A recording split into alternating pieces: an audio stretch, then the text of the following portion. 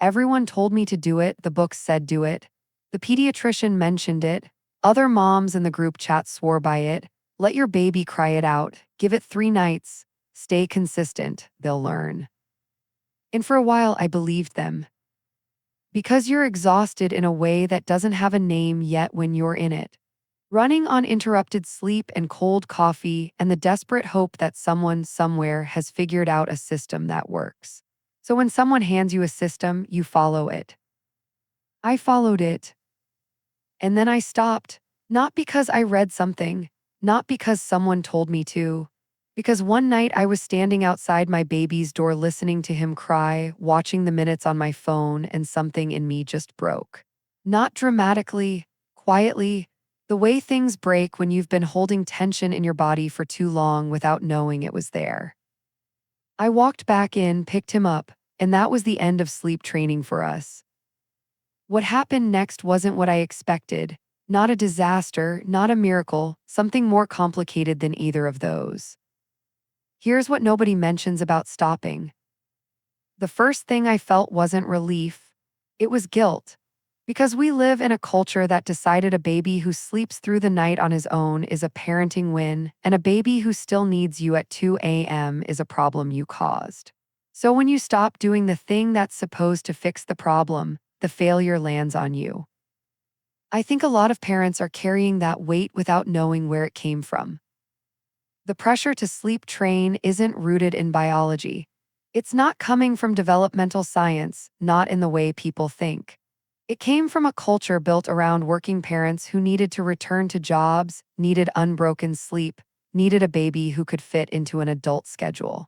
That's a real need and it deserves compassion. But somewhere along the way it got dressed up as what's best for the baby, and those two things are not the same. Here's what the research actually shows. Babies are not neurologically built to sleep alone through the night, not in the first months, not in the first year for most of them. Their sleep cycles are shorter than ours. They surface into light sleep more often. They wake up and check that someone is near, not as a manipulation, not as a habit they've picked up, but as a biological safety mechanism that kept human infants alive for hundreds of thousands of years.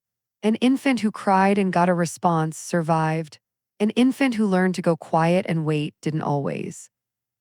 That's not a metaphor, that's just how it worked. Now, sleep training research does exist, and some of it shows that graduated extinction, meaning controlled crying done carefully, doesn't produce measurable long-term psychological harm in healthy babies in stable homes.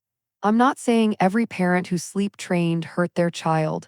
The evidence doesn't say that, and neither do I. But here's what those same studies quietly show. Cortisol levels in babies after sleep training are still elevated even after the crying stops. The baby stopped crying. That's not the same thing as feeling safe. That's a nervous system that learned the signal wasn't working anymore. Whether that matters down the road depends on 100 other things. Attachment, consistency, how responsive you are during the day, your baby's temperament. There's no single answer that fits every baby in every home. What I can tell you is what happened in mine. When I stopped sleep training, my son didn't sleep worse forever. That was my fear, that I had opened a door I could never close.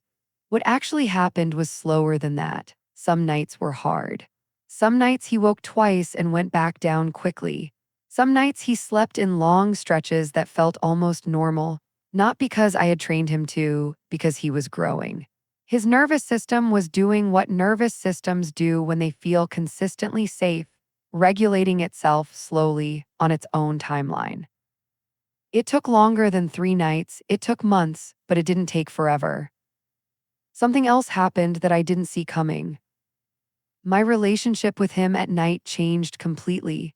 Before, bedtime was this charged, anxious window, something I had to perform correctly or the whole night would fall apart. Every wake-up felt like a failure. Every feeding after midnight felt like proof I had done something wrong.